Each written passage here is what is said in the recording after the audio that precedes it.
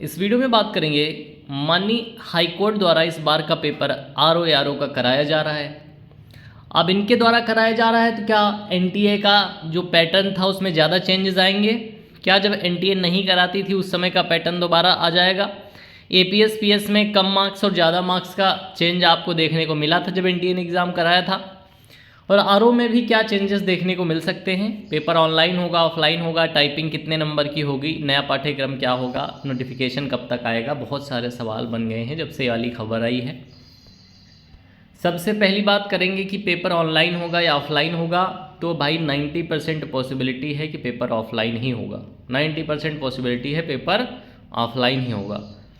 पाठ्यक्रम की बात करें तो पाठ्यक्रम में पॉसिबिलिटी सिर्फ इतनी है कि क्वेश्चन नंबर ऑफ क्वेश्चंस वही रखे जाएं जितने हैं, लेकिन वेटेज चेंज किया जाए। और वेटेज चेंज किया गया तो इंग्लिश का वेटेज थोड़ा बढ़ सकता है और कंप्यूटर का वेटेज भी बढ़ सकता है। इंग्लिश और कंप्यूटर के वेटेज बढ़ाए जा सकते हैं। ठीक है, नए पाठ्यक्रम में ये चेंज देखने को मिल सकता है, हालांकि अभी निर्धारित नहीं है। टाइपिंग तो 50 नंबर की आपकी होती है, उसमें संभवतः कोई चेंज नहीं होगा, वही आपकी 50 नंबर वाली टाइपिंग आरओ एआरओ वाली होगी। नोटिफिकेशन कब तक आ जाएगा? तो नोटिफिकेशन की बात करें तो अक्टूबर के लास्ट तक आने की पूरी संभावना है। जैसे ही पाठ्यक्रम में चेंजेस होने हैं या नहीं होने हैं तय हो जाएगा, वैसे ही आपका नोटिफिकेशन जारी होगा और अपना हाई कोर्ट जो है स्वयं एग्ज़ाम कराएगा। इनकी टीम होगी, मॉनिटरिंग करेगी और जिस भी एजेंसी से पेपर बनवाया जा रहा होगा वो अपना पेपर एजेंसी बना के देगी और वही आपकी परीक्षा में होगा। सबसे पहली बात जो सभी पूछ रहे हैं, सभी बच्चे पूछ रहे हैं कि सर नोटिफिकेशन इतने दिन से आप कह रहे हो आएगा आएगा नहीं आएगा, कुछ पता नहीं चलता है कि सही खबर क्या है। तो सही खबर भाई साहब कुछ मिलती नहीं है हाई कोर्ट से।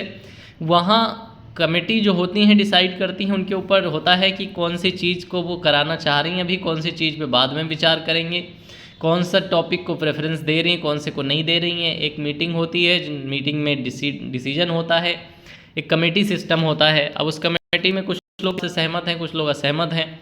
हो सकता है कई बार मीटिंग हो और उसमें कोई स्पष्ट निर्णय ना आए, फिर से अगली मीटिंग का इंतज़ार करना पड़ता है।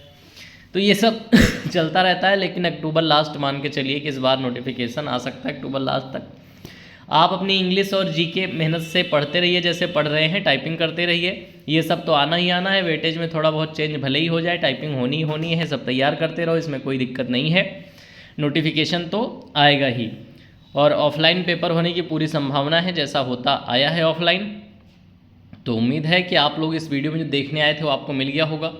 इसके अलावा जो भी आप चीज़ें जानना चाहते हैं उसके लिए आप कमेंट कर सकते हैं। और ग्रुप सीडी भर्ती के री अलॉटमेंट को लेकर आपका बार बार कमेंट आ रहा है, मैंने कमेंट्स में काफ़ी लोगों को जवाब दिया है। 1 महीने के अंदर उम्मीद है आपकी नई लिस्ट जारी हो जाएगी और 6 महीने के लगभग में ज्वाइनिंग हो ही जाएगी आपकी जिन डिस्ट्रिक्ट्स में होनी है। तो आप लोग ज़्यादा परेशान ना हो। आप नौकरी में हैं, आपकी नौकरी कोई नहीं ले रहा है। ज्वाइनिंग तब तक लेट हो जाती है जब तक नए जगह से फिर से जगह देखी जाती हैं, किन जिलों में जगह खाली हैं, वहाँ से लिस्ट मंगाई जाती है, नई लिस्ट के हिसाब से फिर से नए डिस्ट्रिक्ट अलॉट किए जाते हैं। तो प्रक्रिया में थोड़ा समय लगता है, आनन फानन में सब काम होते नहीं हैं। ठीक है, तो काम हो जाएगा, आपकी नौकरी लग चुकी है। पढ़ाई करो, अगले एग्जाम्स की तैयारी करो। जब तक नौकरी में नहीं हो तब तक तैयारी का टाइम मिलेगा, उसके बाद फिर नौकरी करनी पड़ेगी, फिर तैयारी का टाइम आप नहीं ढूंढ पाओगे। घूमना फिरना है, घूम फिर लो। 14 छुट्टियां हैं, 14 में से सभी 14 मिल जाना है ऐसा आवश्यक नहीं है। आपके यहाँ काम ज़्यादा होगा, वर्कलोड ज़्यादा होगा, तो हो सकता है आपको पूरे साल में 6-7 ही छुट्टी मिल पाए। इसलिए अभी जहाँ जहाँ घूमना फिरना हो वो भी कर लो, री अलॉटमेंट वालों से कह रहा हूँ। बाकी मैं आपको समय से अपडेट देता रहूँगा। आरओ एआरओ वाले पढ़ाई में लगे रहें, जीएस इंग्लिश वगैरह अच्छे से तैयार करें, टाइपिंग अच्छे से तैयार करें। नोटिफिकेशन आएगा तो मेहनत इतनी रखो कि आपका सिलेक्शन हो जाए और अगले नोटिफिकेशन का इंतजार फिर आपको ना करना पड़े। उम्मीद है वीडियो अच्छी लगी होगी, कुछ काम की चीज़ें आपको पता चली होंगी। चैनल को सब्सक्राइब कर लो ताकि सारी काम की चीज़ें आपको मिलती रहें यूपी SSSC और इलाहाबाद हाईकोर्ट की सभी भर्तियों के लिए। Thank you for watching this video.